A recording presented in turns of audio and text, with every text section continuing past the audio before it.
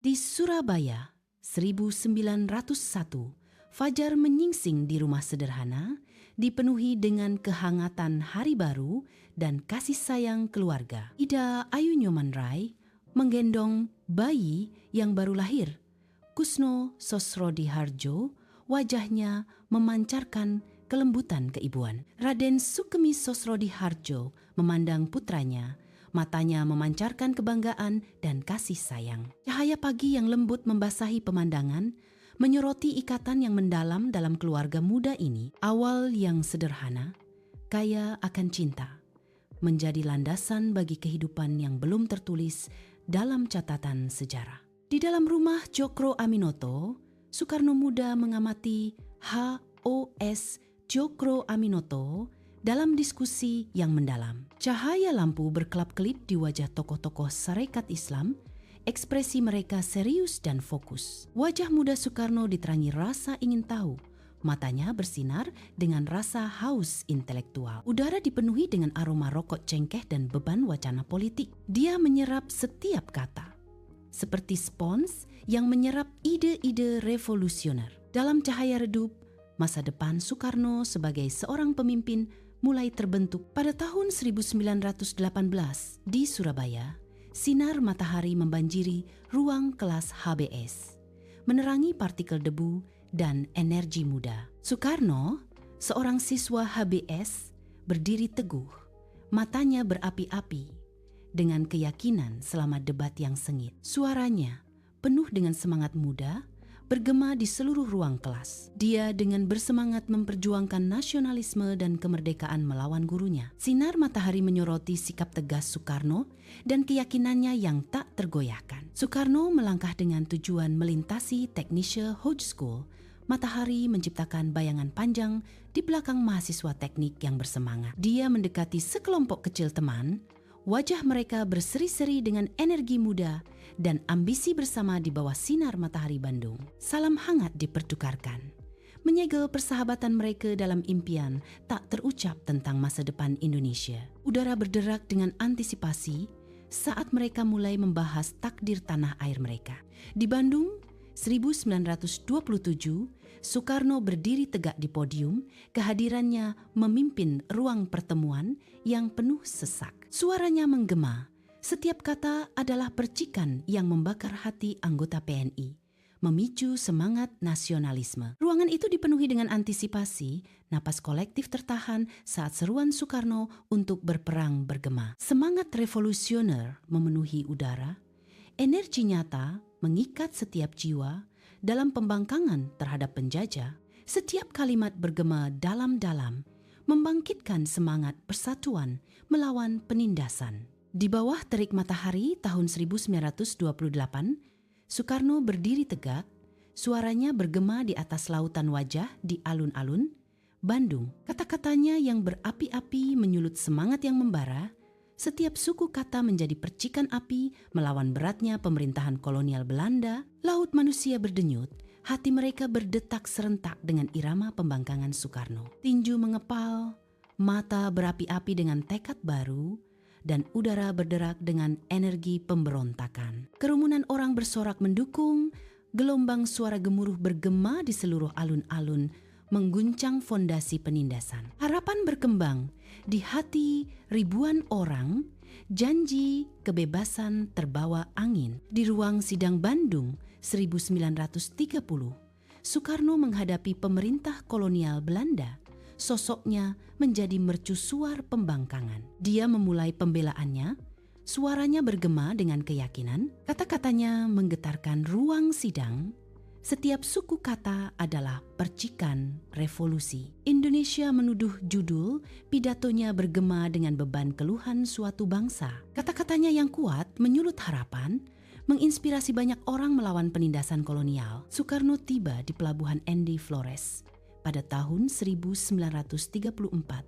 Seorang tahanan politik di bawah teriknya matahari pagi. Dia berdiri tegak, memandang lautan luas. Ekspresinya campuran antara kesedihan dan tekad yang tak tergoyahkan. Angin asin membawa bisikan pembangkangan saat dia merenungkan nasibnya dengan tekad baja. Matanya mencerminkan cakrawala tak berujung. mengisyaratkan semangat yang tidak dapat dibatasi oleh rantai atau keadaan. Sebuah sumpah yang tenang bergema di udara, sebuah janji untuk melawan, bertahan, dan tidak pernah menyerah pada beratnya penindasan. Di rumah pengasingan, 1935, Soekarno duduk sendiri, sinar matahari menciptakan bayangan panjang di wajahnya yang bertekad. Dia menulis surat. Setiap kata adalah percikan pembangkangan terhadap kesunyian isolasi. Alisnya berkerut saat dia merenungkan masa depan, pikirannya berkobar dengan visi tentang negara yang merdeka. Setiap goresan pena adalah langkah maju, didorong oleh semangat yang tak tergoyahkan. Bahkan dalam pengasingan, Soekarno mencari cara untuk menyulut semangat revolusi. Hatinya berdebar dengan semangat patriotik. Soekarno berjalan di sepanjang pantai, tenggelam dalam perenungan, mencari inspirasi dari laut yang tenang. Lautan luas terbentang di hadapannya, sebuah kanvas dengan kemungkinan tak terbatas di bawah matahari terbenam. Dia menemukan ketenangan dalam kesendirian, ombak lembut membisikkan rahasia ke jiwanya yang terbebani. Pantai di Ende menjadi tempat perlindungannya, tempat untuk merenung di tengah pengasingan pada tahun 1936. Pada tahun 1938 di Bengkulu, Soekarno tiba. Wajahnya dipenuhi kelelahan pengasingan di bawah langit yang luas dan acuh tak acuh. Keluarganya menunggu. Wajah mereka campuran antara lega dan khawatir. Sebuah pulau kecil kehangatan di lautan ketidakpastian. Teman-teman setia berkumpul. Kehadiran mereka adalah janji dukungan yang tak terucap, perisai terhadap sengatan isolasi. Matahari pagi menciptakan bayangan panjang. Pengingat pedih akan jalan panjang di depan Soekarno dan para sahabat setianya. Di bawah cahaya redup lampu minyak tanah, Soekarno duduk di meja kayu, bayangan menari di wajahnya yang intens. Dia memberi isyarat dengan penuh penekanan. Kata-katanya menyulut udara dengan semangat dan tekad. Di sekelilingnya, sosok-sosok lain mencondongkan tubuh. Wajah mereka terpahat dengan tekad yang tak tergoyahkan. Asap rokok memenuhi ruangan, selubung kabur atas pertemuan rahasia mereka di rumah pengasingan. Beban misi bersama mereka terasa berat, mengikat mereka dalam perjuangan untuk kemerdekaan. Mereka menyelidiki strategi secara mendalam, merencanakan masa depan perjuangan mereka dengan latar belakang Bengkulu tahun 1940. Di bawah langit luas Bengkulu pada tahun 1941, Soekarno berdiri tegak di sebuah ladang, mercusuar harapan dan kebijaksanaan bagi pikiran-pikiran muda di sekelilingnya. Dengan mata bersemangat, ia menyampaikan nilai-nilai luhur nasionalisme, menyulut kecintaan yang membara terhadap tanah air di hati mereka yang lembut. Anak-anak mendengarkan dengan saksama, wajah mereka mencerminkan campuran kekaguman dan inspirasi saat kata-kata Soekarno bergema dalam jiwa mereka. Setiap pelajaran adalah benih yang ditanam, menjanjikan masa depan di mana kecintaan mereka terhadap bangsa akan berkembang menjadi kekuatan dan persatuan. Di bidang yang sederhana ini, Soekarno membentuk bukan hanya siswa, tetapi jiwa suatu bangsa yang menunggu untuk bangkit. Di bawah terik matahari Jakarta pada tahun 1942, barisan tentara Jepang berbaris memasuki kota. Wajah penduduk Jakarta mencerminkan campuran rasa takut, rasa ingin tahu, dan senyuman yang dipaksakan. Beberapa orang ragu-ragu memberi salam, sementara yang lain mengamati dari balik jendela berpenutup. Ekspresi mereka tidak terbaca. Suasana tegang menyelimuti saat pasukan pendudukan menegaskan kehadirannya. Jakarta, 1943. Soekarno bertemu dengan pejabat Jepang, sebuah topeng diplomasi menyembunyikan ambisi sejatinya. Di jantung bangunan, mata Soekarno mencerminkan keinginan membara untuk kemerdekaan bangsanya. Di tengah percakapan yang sopan, Soekarno secara halus menanam benih-benih kemerdekaan Indonesia. Setiap kata yang dipilih dengan cermat adalah langkah menuju masa depan di mana Indonesia berdiri sendiri. Beban takdir suatu bangsa terletak di pundaknya saat ia menavigasi lanskap politik yang berbahaya. Di aula BPUPKI, Soekarno berdiri, sosoknya berwibawa saat ia memulai pidatonya. Suaranya bergema, mengemban beban impian suatu bangsa saat ia mengungkap prinsip-prinsip Pancasila. Pidatonya disambut dengan tepuk tangan meriah. Ruangan itu dipenuhi harapan. Setiap wajah menoleh ke arah Soekarno mendengarkan dengan saksama. Udara berderak dengan antisipasi saat Soekarno membentuk masa depan Indonesia dengan kata-katanya. Momen yang kuat saat fondasi suatu bangsa diletakkan, batu bata demi batu bata, kata demi kata. Di rumah sederhana di Jakarta, Soekarno dan Hatta sedang berpikir keras. Beban masa depan bangsa terasa berat di pundak mereka. Udara malam berdengung dengan antisipasi saat sekelompok anak muda yang bersemangat tiba. Wajah mereka memerah karena urgensi. Suara bersemangat mereka memenuhi ruangan. Energi muda mereka berbenturan dengan ketenangan terukur para negarawan senior. Momen penting berada dalam keseimbangan. Kemerdekaan segera versus pertimbangan hati-hati. Ruangan itu dipenuhi ketegangan yang tak terucapkan.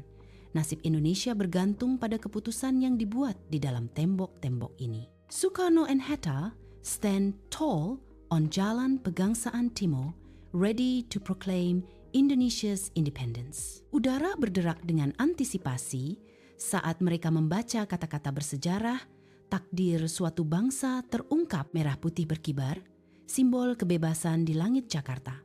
Saat kerumunan bersorak gembira, harapan dan kebanggaan membara di antara massa, suara mereka bersatu dalam perayaan Fajar Baru. Di Jakarta pada 18 Agustus 1945, Soekarno berdiri tegak, mewujudkan kekuatan sebagai presiden pertama. Bendera Indonesia berkibar dengan bangga di belakangnya, melambangkan fajar suatu bangsa. Beban harapan suatu bangsa terletak di pundaknya selama pelantikan. Hatta berdiri teguh di sampingnya, pilar dukungan dan tekad bersama-sama. Mereka siap memimpin sebagai presiden dan wakil presiden. Era baru terbentang dengan persatuan mereka, menjanjikan masa depan bagi Indonesia. Di bawah terik matahari Jakarta, Soekarno berdiri tegak di istana, mercusuar tekad di tengah lautan ketidakpastian politik. Dia menyambut para pemimpin dari negara-negara sahabat. Jabat tangannya erat, tatapannya tak tergoyahkan dalam upayanya untuk mendapatkan pengakuan. Setiap sapaan adalah langkah menuju penguatan kemerdekaan Indonesia yang diperoleh dengan susah payah di panggung dunia. Udara dipenuhi antisipasi saat aliansi terbentuk dan masa depan dinegosiasikan di bawah pengawasan sejarah. Ekspresi tekad Soekarno mencerminkan beratnya impian bangsa yang berada di pundaknya. Di Bandung, 1955, Soekarno berdiri tegak di podium, karismanya memukau para delegasi yang hadir. Dia memberi isyarat dengan semangat, kata-katanya bergema dengan beban impian suatu bangsa. Bendera Indonesia berkibar lembut, simbol yang semarak di tengah latar belakang sejarah yang sedang dibuat. Saya menyeru Anda semua untuk merangkul solidaritas.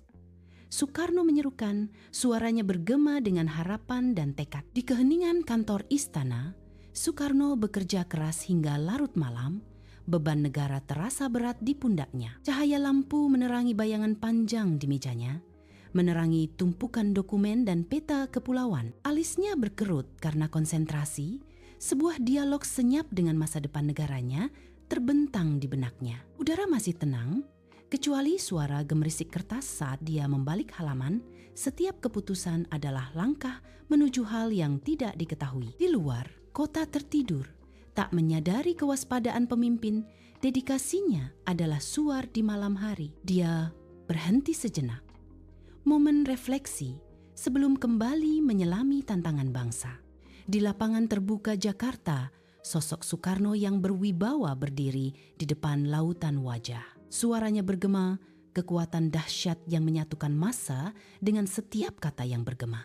Dengan gestur yang bersemangat, dia mewujudkan semangat persatuan dan kebanggaan nasional. Kerumunan orang tergerak, hati mereka berdetak selaras dengan seruan Soekarno yang berapi-api untuk solidaritas. Di sebuah kamar rumah sakit Jakarta pada tahun 1970, Soekarno terbaring lemah di ranjang sakitnya.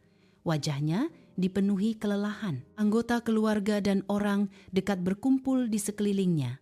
Ekspresi mereka campuran antara kekhawatiran dan hormat yang muram. Ruangan itu dipenuhi dengan keheningan yang berat, hanya terpecah oleh suara napas lembut dan bisikan pelan. Setiap orang yang hadir sangat menyadari betapa pentingnya saat ini rasa sejarah yang nyata sedang dibuat. Di Blitar, tahun 1970, sebuah pemandangan khidmat terbentang saat jenazah Soekarno disemayamkan. Bumi menerima Bapa Proklamasi, pahlawan bangsa yang kini kembali ke tanah. Pelayat berkumpul, wajah mereka dipenuhi kesedihan. Lautan duka di bawah langit luas.